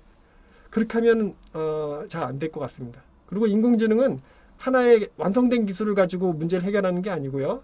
아직은 미완성이지만 주어진 문제를 해결하는 여러 가지 그 기술들을 모아서 해결한다라는 거하고, 그러려면 컴퓨터 프로그래밍이 굉장히 중요해졌습니다. 여러분 보고 뭐 모든 사람이 다 컴퓨터 프로그래머가 되라는 것도 아니고요. 그럴 필요도 없고, 여기 지금 강의를 듣는 사람은 나중에 훌륭한 법률가가 된다든가, 또는 뭐 의사 선생님이 된다든가, 또는 뭐 사회사업가가 된다든가, 여러 직업을 가질 수 있겠죠. 그렇지만 어떠한 업을 하더라도 인공지능을 잘 활용해서 잘 이해하고 활용하는 게 앞으로 여러분이 살아나가는데 굉장히 중요한 시대가 열릴 것 같고요. 그런 입장에서 아까 말씀드렸던 뭐 파이썬이라든가 이런 뭐 그걸 요즘에 그 학교에서 코딩 교육도 해야 된다고 막 하시는데 힘들죠. 지금 국영수하기도 어려워 죽겠는데 무슨 코딩까지 공부해 라고 생각할지는 모르겠는데, 수학을 여러분이 공부하는 이유는 나중에 수학자가 되려고 하는 게 아니죠. 수학적인 논리적인 사고력을 이제 습득하려고 하는데, 컴퓨터 코딩도 결국은 코딩하는 어떤 문법을 잘 익히는 게 아니고 그 코딩하는 그 툴을 이용해서 문제를 해결하는 그런 능력을 키우는 거라고 알고, 여러분들은 앞으로 살아날 날이 훨씬 많으시니까 뭐 이렇게 방학 같을 때 한번 좀 준비를 하면 좋겠습니다. 예, 오늘 제가 준비한 얘기는 뭐 여기까지고요. 그 이후에 간단한 질의응답하고 뭐 또 간단한 퀴즈는 문 선생님께서 이렇게 지도를 해서 진행을 하도록 하겠습니다. 예, 경청해 주셔서 감사합니다. 네, 안녕하세요, 여러분. 오늘 교수님의 정말 좋은 특강 1시간 동안 잘 들으셨나요? 네. 예정했던 대로 제가 이제 그 다음 간단한 Q&A와 그 다음에 또 퀴즈 시간 또 가지고 여러분들께는 또 상품을 드리는 그런 시간을 좀 가져볼까 합니다. 근데 오늘 강의가 여러분들 어떠셨나요? 또 이렇게 또 언택트 시대에 또 교수님도 당연히 이번 학기 다 온라인으로 아마 강의를 진행하셨을 것 같은데, 또 이렇게 오랜만에 중학생들을 상대로 이제 또 이렇게 강의를 하시는 거는 좀 되게 색달랐을 것 같아요. 예. 오늘 또 강의 어떠셨는지. 예, 하여튼 뭐 색달랐고요. 늘 그 좀 나이 먹은 사람들하고 얘기하다가 이렇게 젊은 뭐 비록 랜선상이긴 하지만 예, 이렇게 제가 하고 있는 일이나 생각에 대해서 얘기할 수 있는 기회가 돼서 뭐 기쁘게 생각을 하고요. 오히려 여러분들은 훨씬 더 세상을 바꿀 수 있는 시간도 많고 여력이 많은 사람들이라서 뭐 그런 사람들한테 제가 생각하는 바를 조금이라도 전달할 수 있었으면 좀 더 보람차지 않을까 생각을 하고 있습니다. 감사합니다. 저도 대학교에서 좀 강의를 지금 하고 있고 또 중고등학교에서도 하고 있는데, 확실히 어린 친구들과 이렇게 소통하면서 하는 게 기분이 조금 더 뭔가 색다르긴 한 것 같습니다. 그러면 먼저 여러분들 이제 퀴즈를 먼저 하나요? 네네. 그럼 퀴즈를 저희가 여러분들께 제가 이제 몇 개를 좀 준비해 왔어요. 물론 교수님께서, 저는 사실 근데 인공지능이라는 분야가 뭐 뉴미디어에서도 많이 뭐 사물 인터넷이다 뭐다 해서 자율주행차 많이 다루긴 하는데, 사실 또 굉장히 어려운 분야잖아요. 그래서 사실 걱정을 많이 했는데 그래도 엄청 쉽게 그래도 설명해 주셔가지고 저도 너무 잘 들었습니다. 그러면 지금 몇 분 정도 보고 계시죠? 한 100분 정도 보고 계신데, 질문당 선착순 2명, 선착순 2명에게 제가 5,000원 상당의 저희가 기프티콘을 여러분들께 드릴 거예요. 그래서 누가 타자가 빠른지가 아마 가장 중요한 것 같아요. 그래서 여러분들 아까 강의 초반에 나왔던 퀴즈인데요. 자, 뭐든지 상관없습니다. 답에 들어가면은 네, 제가 인정을 하고, 교수님께서 그 답에 대한 답에 대한 기준을 심사해 주시면은 이제 제가 아이디를 부르겠습니다. 자, 첫 번째. 자, 여러분들 그냥 쉽게 생각하시면 돼요. 알고리즘은 무엇일까요? 내가 답을 적고 싶다. 제가 자, 퀴즈입니다. 알고리즘은 무엇일까요? 자, 지금 네이버 치는 속도가 올라가고 있어요. 네이버에 알고리즘 쳐가지고 복붙해서 이제 올리시면 안 됩니다. 뭐 오늘 강의에서 잠깐 교수님께서 언급을 하셨던 거를 토대로 말씀을 해주시는 게 가장 좋고요. 아니면은 뭐든지 명령어 나왔고요. 수학과, 야, 이거 인간적으로 어디서 퍼온 것 같은데? 수학과 컴퓨터 과학 언어와 또는 관련 분야에서 어떠한 문제를 해결하기 위해서 정해진, 그렇죠? 어떤 문제를 해결하기 위한 것. 네, 맞습니다. 교수님, 정답을 누구, 어떤 사람께 드릴까요? 네, 뭐 보니까 잘 베껴오신 것 같은데 수학과 컴퓨터가 이게 뭐 어디서 거의 정답을 하나 베껴오신 것 같고요. 예, 밑에 있는 뭐 문제를 해결하기 위한 절차도 뭐 한 60-70%는 맞는 네. 것 같습니다. 아, 그렇군요. 그러면은, 자, 제가 지금 말씀드릴게요. 자, 그만. 자, 선택순위 여러분들 빨리 적어야 돼. 자, 일단, 야, 인간적으로, 그래요. 이것도 뭐, 어쨌든 맞는 얘기고, 퍼온 것도 능력이에요. 퍼워서, 어쨌든 간 누구보다 빨리 적었다는 거. 그래서, 이분은 아이디가, 그, 눈 두 개로 됐죠. 눈 두 개이신 분. 그리고 밑에 영어로, 이혜진님, 맞나요? 네, 이 두 분. 이 두 분은, 여기 지금, 고정 댓글에 있는 메일로, 본인의 이름, 연락처, 아이디 지금 여기 있는 이 아이디 3개를 적어서 보내주시면 저희가 기프티콘을 드리도록 하겠습니다. 아, 좋습니다. 축하합니다. 자, 여러분들 바로 두 번째 문제 쉴 틈이 없습니다. 바로 가겠습니다. 자, 아까도 나왔던 문제요. 잘 생각해 보면은 문제 안에 답이 있습니다. 데이터로부터 추출된 지식으로 의사결정을 하는 방법론은, 다시 한번, 데이터로부터 추출된 지식으로 의사결정을 하는 방법론은, 자, 데이터가 나왔고요. 네. 방법론이 나왔어요. 자, 여러분들 아까 요즘은 이걸로 많이 한다고 했죠? 그죠? 네. 이런 방법론으로 많이 한다고 했어요. 그렇기 때문에 여러분들, 자, 다시 데이터로부터 추출된 지식으로 의사결정을 하는 방법론은 자, 데이터랑 방법론 사이에 뭐가 있으면 되겠죠? 네. 데이터를 뭐로 하는, 데이터를 뭐 기초로 하는, 뭐 기준으로 하는 이런 뜻이겠죠? 네. 뭐 우리가 뭘 다진다고 하잖아요. 네. 이제 뭔가를 처음에 할 때. 오, 좋습니다. 자, 두 분 이미 뭐야? 자, 위에도 있네요. 저 위에 있네요. 아, 올라오네요. 자, 윤민상님. 그 다음에, 같은 분은 안 됩니다. 죄송합니다. 윤민상님과 꿀비님. 윤민상님과 꿀비님께 또 저희가 기프티콘을 드리겠습니다. 마찬가지로 고정 댓글에 있는 이메일 주소로 이름, 핸드폰 아이디 이렇게 3개 해서 보내주시면 저희가 기프티콘 보내드리도록 하겠습니다. 축하합니다. 이해림 아니야 이해림? 안 돼, 아까 받았어요. 다른 거. 다른 애요? 잠깐만. 잠깐만. 이혜진. 아, 이혜림이네요. 이혜진. 아니, 이혜진이잖아. 거기 밑에는 이혜림님. 잠시만요. 그 밑에. 이혜림이네요. 근데 이미 다른 사람. 다른 사람이었군요. 이혜린님도 보내주세요. 이혜린님 보내주세요. 네, 보내주십시오. 이혜린님도 세 번 드리겠습니다. 네, 이혜린님 축하합니다. 보내주세요. 축하드립니다. 자, 마지막 세 번째. 이거 좀 어렵다. 자, 이어서 바로 Q&A 가니까 여러분들 질문도 많이 해주시면, 아직 상품이 끝난 게 아니야. 여러분들, 깜짝이야. 여러분들 질문을 또 해주시는 분께 또 저희가 또 기프티콘이 네 분한테 나가니까 질문도 준비해 주시고요. 자, 마지막 질문이에요. 딥러닝은 무엇일까요? 자유롭게 한번 적어주세요. 딥러닝은 무엇일까요? 정답의 기준은 교수님께서 지정해 주도록 하겠습니다. 네. 딥러닝은 무엇일까요? 아까 되게 많이 나왔어요. 자, 네이버든 구글링이든 자, 또 뭔가 또 정형화된 뭔가 문장 하나가 나올 것 같은 느낌이 드는데요.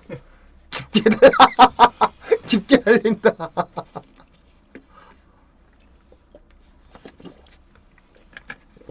깊게 판다. 야, 이씨. 이거 아니지 않니, 얘들아? 깊게 달린다 어떠십니까? 그 교수님. 너무 의미적인 표현인데요. 이거 약간 직역이라고 하나요? 약간. 러닝이 아니고 러닝인데. 네. 자, 데이터 분류 있고요. 심층 학습 있고요. 쿤디 판다 나가세요. 네. 래퍼 이름이에요. 요즘 되게 잘 나가는. 네. 데이터를 분류하는 거 말하는 건가 네 반말 나가시고요. 자, 여러분들 문장이 끝나야 돼요. 질문으로 가면 안 돼요. 교수님께서 이제 올라오고 있는데 아마 이제 정답을 선정해 주실 겁니다. 이분도 약간 괜찮은 것 같은데요. 일반적인 기계학습하고 큰 차이는 없는데 뭐 틀린 얘기는 아닌데요. 네네네. 조금 더 거기 뭘 살을 붙이시면 좋을 것 같은데. 뭐 일반적으로 데이터로부터 뭔가를 뭐 분류하거나 분집하는 걸 만드는데 실제 대입하게 한다는 게 어떤 의미인지를 좀 설명해 주면 좋을 것 같은데. 깊게 조사한다. 아까 뭐 함수 얘기도 좀 하고 그랬는데. 뭐 또 베끼신 것 같은데. 정지욱 씨도 정답에 가까운 걸 베끼셨네요. 예, 이분도 능력입니다. 일단. 자, 그러면은 자, 아까 맨 처음 그래도 조금 그나마 가장 잘 해주셨던 이분이겠죠? 그래도 만약에 처음에 조금 가장 덜 부족한 게 어떤 분일까요? 초반에는. 글쎄 일반적으로 얘기하면 뭐 머신러닝하고 좀 헷갈리시는데 사물이나 데이터를 군집하거나 분류하는 데 사용하는 기술도 뭐 완전히 틀렸다고 하긴 좀 어려울 것 같긴 한데. 그렇네요. 도 있네요. 사물이나 데이터를 분류하는 데 사용하는 네. 기술. 예, 그 정도. 자, 그러면 이지님께 저희가 기프티콘 드리고요. 이지님과 자, 그래요. 어쩔 수 없죠. 정지용 중. 네. 이지님과 정지용님은 메일로 이름, 핸드폰, 그 다음에 아이디 이렇게 적어서 보내주시면 저희가 기프티콘 또 드리도록 하겠습니다. 자, 이렇게 세 가지 퀴즈 저희가 모두 내봤고요. 그 다음에 이제는 여러분들 이메일이 아마 고정 댓글에 지금 이 채팅 고정 댓글에 제가 있는 걸로 알고 있습니다. 자, 그리고 이어서 질문을 할 건데 여러분들 선정된 질문에도 저희가 기프티콘을 보내주니까 질문이 있으시면 지금 여기 댓글로 좀 달아주시면 좋을 것 같습니다. 네, 앞에서 너무 많이 넘어가세요. 이제부터 다시 앞에서 하셨던 분도 다시 좀 올려주시면 좋겠습니다. 네. 막 섞여 있네요. 네네.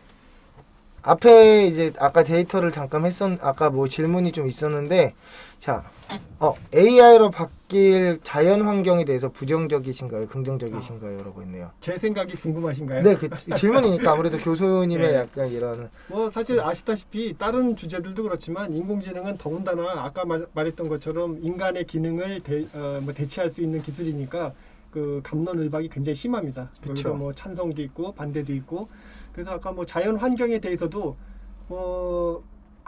일단 부정적인 분들은요. 지금 특히 딥러닝 같으면 컴퓨터를 엄청나게 복잡한 걸 써야 되고 전력을 엄청나게 소모하거든요.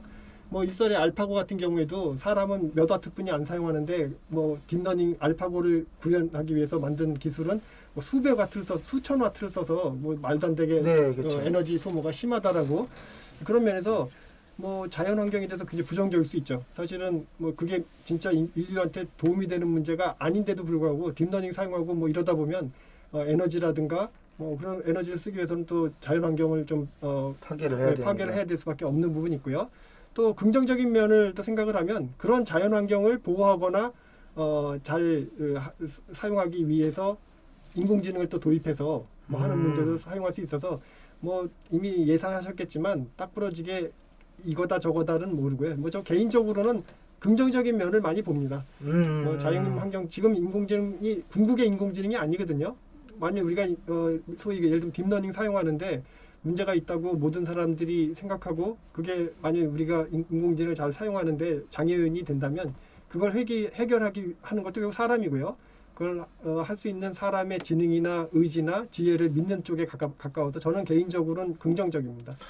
그렇군요. 네, 아무래도 뭐 당연히 이제 자연 환경의 관점에서 보면 긍정적인 면과 부정적인 면이 반드시 공존을 하고, 하지만 아직은 궁극적인 완성형이 아니기 때문에 피해를 최소화하면서도 뭔가 효과를 극대화할 수 있는 방법이 반드시 더 발전하면서 존재를 할 것이기 때문에 미래까지 내다본다면 교수님께서는 이제 긍정적으로 바라볼 거라는 답변을 해주셨습니다. 너무 감사드리고요.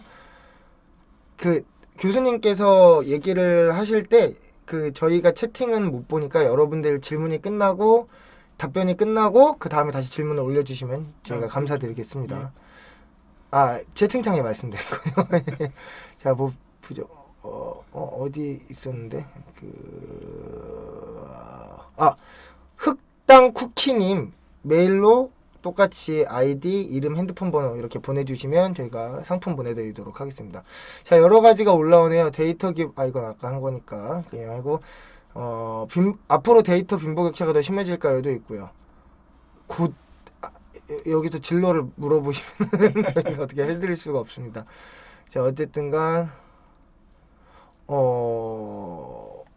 네, 인터넷이 시공간을 초월하고 익명성을 보장한다는 장점이 있는데 이런 장점이 현재의 중독 문제를 덮은 것 같습니다. AI의 여러 장점이 있는데 혹시 발생 가능한 문제점이 어떤 게 있을까요? 라고 하네요. 뭐 사실은 엄청나게 많을 수 있고요. 아까 그냥 그거를 다 뭉뚱그려서 그 사용하거나 개발하는 사람의 문제다라고 얘기를 했는데 사실 그게 어쩌면 뭐 근원적인 정답일 수 있는데요.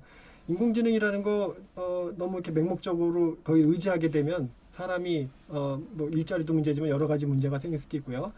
그리고 그 사실 인공지능이든 뭐든 새로운 기술이 나오면 그 기술의 순기능이랑 역기능에 대해서 사회 영향 평가라든가 이런 걸 꾸준히 하고 있거든요.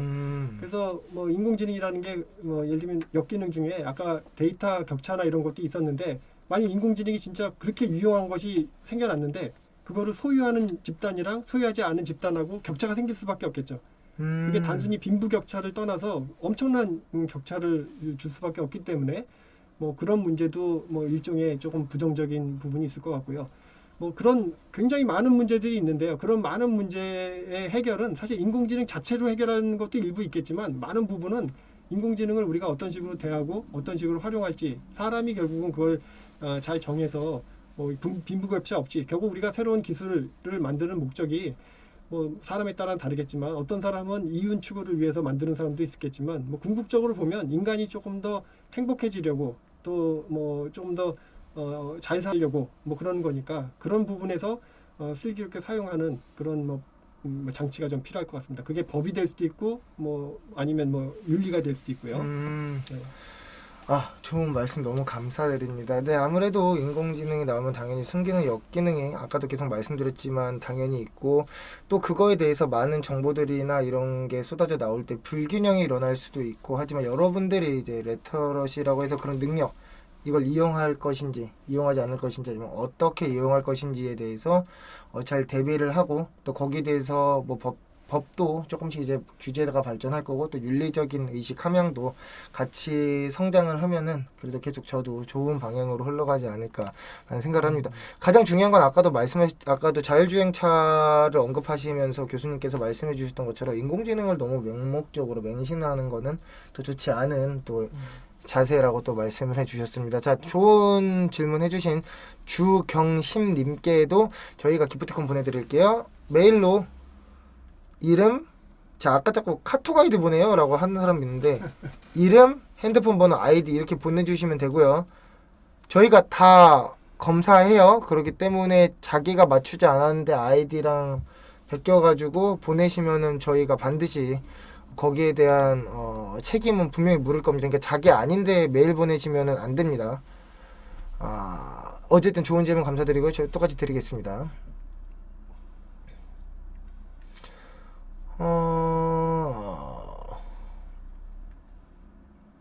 뭐 가쿠이님 뭐예요? 아니야. 자, 어쨌든 네. 질문입니다. C 언어를 독학으로 배우고 있습니다. C샵을 배우고 싶은데 C 언어와 C샵의 차이를 알고 싶습니다라고 하는데 먼저 C 언어가 뭔지를 설명을 해주시고 네. C 언어와 C샵 차이를 좀 알아야 될 것 같아요. 뭐 프로그래밍 언어는 사실 컴퓨터한테 우리가 뭘 시키려고 하려면 우리가 네. 사람하고 뭘 시킬 때도 그 사람하고 말이 통해야지 되잖아요. 네. 그러니까 컴퓨터가 이해할 수 있는 뭐 이해한달까 컴퓨터한테 시키기 위한 언어 그걸 네. 이제 프로그래밍 언어라고 하고요. 네. 그런 언어는 굉장히 많습니다. 뭐 초창기에 포트란이라는 것도 있었고 네. 베이직도 있었고 네. 뭐 그런데요. 그 중에 최근까지도 아주 잘 쓰이는 언어가 C라는 아주 이름이 좀 허접하죠. 최근으로 가장 아닙니다. 발전. 최근은 아닌데 네. C 언어는 뭐 사실은 이름이 보통 다른 프로그래밍 네. 언어처럼 이렇게 고상한 어떤 뜻을 갖고 있는 네. 것도 아니고요. 그냥 A, B, C 하다가 C예요. 근데 그 C 언어가 그 장점으로 갖고 있는 건 컴퓨터의 그 내부 굉장히 밑에 있는 레벨의 어떤 걸 조작하고 이러는데 굉장히 유용합니다. 그래서 원래 만든 건 그 유닉스라는 운영 체제를 만들기 위해서 만들어 놓은 굉장히 그 저수준의 일을 할 수 있는 고급 언어 뭐 이렇게 만들어 놓은 거고요. 네. 뭐 나쁘진 않습니다. 근데 언어로서는 조금 어려운 게 어쩌면 컴퓨터 내부를 잘 아는 사람은 쉬울 수 있는데 네. 불필요하게 뭐 굳이 알지 않아도 네. 될 것까지도 다 뭐 다뤄야 되기 때문에 뭐 능력이 있는 만큼 그게 좀 쉽게 코딩하기는 어렵고요. 그러니까 그걸 조금 더 쉽게 코딩해서 뭐 큰 프로그램을 작성하고 이런데 도움이 될 수 있도록 좀 개량한 그런 언어들이 많은데 그 중에 하나가 C#입니다. 아하, 개량을 하고 좀 네, 더 쉽게 불필요한 쓰이도록 거를 한 거고, 불필요한 것보다 쉽게 하는. 그래서 뭐 C를 가지고 뭘 개발하시는 분들은 최근에 뭐 C#이라든가 뭐 단넷이라든가 이런 걸 이용해서 코딩하는 분들도 많은데 사실은 다 어렵습니다. 뭐 일반적으로 컴퓨터를 전공하는 사람들은 나름대로 또 내부 그 작동 원리라든가 이런 걸 이해할 수 있는 사람들이니까 쉬운데 컴퓨터를 작동 원리를 잘 이해하지 못하는 사람들은 어려운 언어고요. 그래서 뭐 아까 잠깐 얘기했는데 파이썬이라는 그건 스크립트 언어라고 뭐 스크립트라는 게 대본이죠. 그러니까 대본 쓰는 것처럼 조금 수월하게 그 명령어를 쓸 수 있는 언어 뭐 그런 것들이 여러 가지가 있는데 뭐 자바스크립트도 있고 뭐 펄이라는 것도 있고 그런데 그 중에 파이썬이라는 언어가 요즘엔 거의 대세입니다. 그 언어가 단순히 쉽게만 돼 있는 게 아니고 프로그래밍 언어의 좋은 특성을 잘 고려해주고 또 뭐 소위 그 라이브러리라고 얘기하는데요. 그 다른 사람이 작성한 어떤 프로그램이나 코드를 잘 활용할 수 있도록 하는 그런 장점이 있어서 특히 아까 딥러닝 얘기하면서 최근에 인공지능 코딩할 때는 파이썬이라는 언어를 많이 써서 뭐 굳이 특별한 목적이 있지 않으면 뭐 특히 인공지능을 공부하고 싶은 사람이라면 그냥 파이썬부터 시작하는 게 어쩌면 더 쉬울 수도 있겠습니다. 감사합니다, 교수님. 아, 이게 되게 어려운 질문이었는데 그래도 쉽게 말씀해 주셔서 너무 감사드립니다.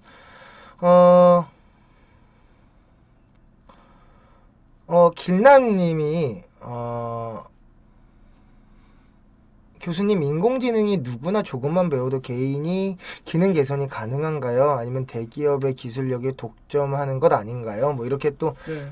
질문을 주셨는데 교수님께 네. 답변 주시면 감사드립니다. 뭐 이게 약간 좀 뭐랄까 아이러니라 그럴까요? 네. 애매한 부분이 있는데요. 아까 제가 강의 중에 네. 말했던 거는 인공지능 요즘에 특히 딥러닝은 뭐 상대적으로 굉장히 쉽게 네. 왜냐하면 다 공개를 하거든요. 그렇죠. 예전처럼 뭘 개발했다고 이렇게 숨기지 잘 숨겨가지고 뭘 팔기 위해서 하기보다는 뭘 개발하면 뭐 그게 대기업이든 어떤 연구기관이든 뭐 제가 가끔은 그걸 학예라고 얘기를 하는데 마치 네. 학예회 하는 것처럼 나 이런 것도 했어요, 저런 아. 것도 했어요, 뭐 이런 분위기예요. 그래서 뭐 개인이라도 그래서 사실은 물론 이제 대기업의 이제 역할이나 이런 거에 대해서 뒤에서 잠깐 말하겠지만 다른 어떤 분야보다도 인공지능은 굉장히 소규모로 소위 이걸 스타트업이라고 그러죠. 그렇죠. 예를 들면 뭐 우리가 뭔가 아이디어가 좋은 게 있어서 특히 뭘 만드는 일을 한다 그러면 보통 조직이 필요하고 그래서 뭐 회사를 하나 뭘 창업하려면 수십 명, 수백 명이 필요할 수도 있는데 인공지능은 사실 능력만 있고 뜻 있는 사람이면 두세 명, 한두 명이도 충분히 가능한. 그래서 뭐 상대적으로 개인이 충분히 개선 가능합니다. 뭐 물론 본인이 그걸 능력이 있어야 될 거고요. 네, 그렇죠. 근데 예년보다는 훨씬 쉬워졌다는 건 있는데 대기업이 기술력을 독점하고 있는 것이 아닌가. 예를 들면 뭐 삼성전자 또는 구글 같은 데 보면 뭐 연봉이 굉장히 큰 사람들이 수백 명, 수천 명이 모여서 인공지능을 연구하고 개발하고 네, 있거든요. 그러니까 그 사람들이 하는 거를 내가 하는 거랑 어떻게 내가 그걸 따라 마실 수 있을까? 뭐 이런 아마 걱정을 하실 것 같고요. 분명히 또 그런 부분도 있습니다. 대기업이 기술력이라는 게 뭐 아까 다 공개됐다고는 하지만 특정한 어떤 문제를 푸는 어떤 특정한 거는 공개하기 좀 어려운 부분이 있긴 있거든요. 그리고 또 특히 최근에 그 기술은 컴퓨터랑 데이터가 상당한 역할을 하는 그런 분위기이기 때문에 아무래도 자본을 좀 갖고 있는 커다란 기업이 조금 더 수월하게 이걸 할 수 있어서 어떤 기술은 아까 뭐 GPT-3라는 것도 얘기했고 그다음에 그거 비슷한 기술로 벌트라는 기술이 있는데 언어를 처리하는 그런 인공지능은 사실은 그냥 조그만 그 학교 연구실이나 아니면 그 개인이 하기에는 컴퓨터나 데이터의 양이 너무나 많아서 좀 어렵습니다. 근데 그런 부분에서 대기업의 뭔가 역할이랄까 뭐 기술 독점이라는 것도 전혀 없다고는 얘기 못하겠지만 그 인공지능의 어떤 딥러닝의 그 방법론 알고리즘 그 자체는 사실은 대기업이나 우리나 아니면 여러분들 중에 진짜 뭐 빠릿빠릿한 어떤 아이디어를 가지고 뭔가 개발하면 그게 대기업의 수백 명이 연구한 걸 능가하는 그런 걸 만들지 못한다고 할 수는 없을 것 같습니다. 네, 너무나 딱 떨어지는 뭔가 이런 답변이었던 것 같습니다. 왜냐면 물론 대기업이 수천 명, 수백 명을 모아놓고 엄청난 연봉으로 이제 개발하는 거가 뭐 따라가기 어려운 부분도 있겠지만 다르다는 거죠. 그렇죠. 그리고 네. 기획 같은 거랑 비슷한 거기 때문에 머리에서 무언가 아이디어만 있다면 뭐 인력이 많이 필요한 사업도 아니고, 즉 스타트업으로 해도 충분히 개선도 가능하고 개발도 가능하다는 교수님의 말씀 너무 감사드립니다. 저렇게 4개를 아마 질문을 다 한 것 같고요. 추가로 길남님도 아이디 비번 아이디 이름 전화번호 메일로 보내주시면 제가 기프티콘 보내드리도록 하겠습니다. 그리고 계속 질문 하나 정도만 더 받아볼게요. 인공지능과 관련하여 졸업식 관련된 곳에서 취업할 수 있는 곳이 많았으면 좋겠습니다는 이제 바람이니까. 자, 어쨌든간 근데 이제 인공지능에 관한 이제 전공들은 대학교에 지금 어떤 것들이 있을까요? 물론 거의 다 AI가 지금 4차 산업혁명 때문에 거의 모든 전공에 다 들어가 있긴 한데 조금씩 이제 녹여내고 있긴 한데, 근데 어떤 것들이 있을까요? 뭔가? 이게 사실은 굉장히 민감한 질문일 수도 있고 어려운 질문인데요. 인공지능 지금 인력이 굉장히 부족합니다. 전 그렇죠. 세계적으로 부족하고, 뭐 우리나라도 가장 뒤떨어져 있는 게 뭡니까 하면 인공지능 하는 사람이 부족합니다라고 네. 얘기를 해서, 뭐 최근에 뭐 저도 연세대학교에서 인공지능 대학원을 맡고 있기도 하는데 네. 그 정부에서 지원을 해서 학비까지 다 대주고 하는 그런 인공지능 대학원을 지금까지 8개를 뽑았고요. 네. 앞으로 한 2개 정도 더 뽑아서 그렇게 하고 있고요. 그래서 사람을 더 키워서 인공지능을 잘 활용하거나 연구할 수 있는 사람을 만들겠다. 그리고 그런 사람들이 일자리가 굉장히 많습니다. 오히려 뭐 소위 그 연봉이라고 자꾸 얘기를 하고 있는데 뭐 그냥 다른 어떤 직종에 비해서 뭐 2배, 3배, 뭐 수십 배 넘는 경우도 있고요. 그래서 일설에는 과연 그 사람들이 그 정도 값어치를 할까? 뭐 이런 의구심이 있는 반면, 아직까지는 그 소위 버블이라고 그러죠. 그 실체에 비해서 조금 과장돼서 뭔가를 기대하는 그런 심리로 인공지능에 대한 일자리랄까, 인공지능을 잘 하는 사람에 대한 수요는 뭐 지금 현재는 엄청나게 많고 당분간도 뭐 적어도 몇 년, 5년, 6년까지는 굉장히 많을 것 같다는 생각이 듭니다. 그래서 관련한 것에 취업할 수 있는 곳이 많았으면 좋겠다는 게 많습니다. 네, 많았으면 좋겠다는 게 아니라 너무 많고 사람이 없다는 거죠. 뭐 그러니까 그런 겁니다. 똑같아요. 수요와 공급이죠. 이제 약간 이제 수요는 많은데 공급이 좀 적은. 그리고 앞으로도 그분들이 전공을 맞춰서 뭐 학부가 됐든 석사가 됐든 전공을 맞춰야지 이제 일을 할 수 있기 때문에 앞으로도 4, 5년 동안은 계속 아마 일자리가 많이 일자리가 너무나 넘치고 사람이 부족하다고 할 정도로.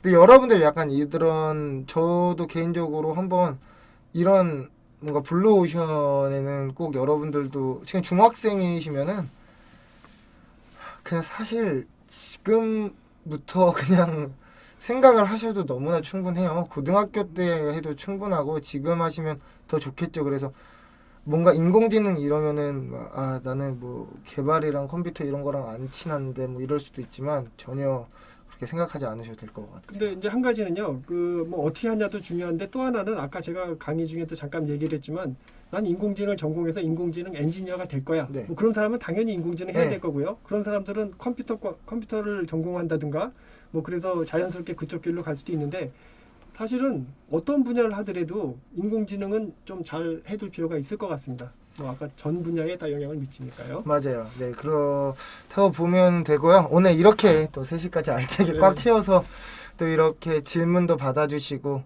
또 Q&A 해주셔서 너무 감사드립니다. 자, 오늘 2교시 알쏭달쏭 인공지능의 실제와 미래 특강 들어봤는데, 여러분들께도 오늘이 뜻깊고 또 의미 있었던 시간이셨길 진심으로 바라겠습니다. 오늘 어려운 시간 내주셔서 이렇게 강의해 주셔서 교수님 다시 한번 감사드립니다. 네, 감사합니다. 네.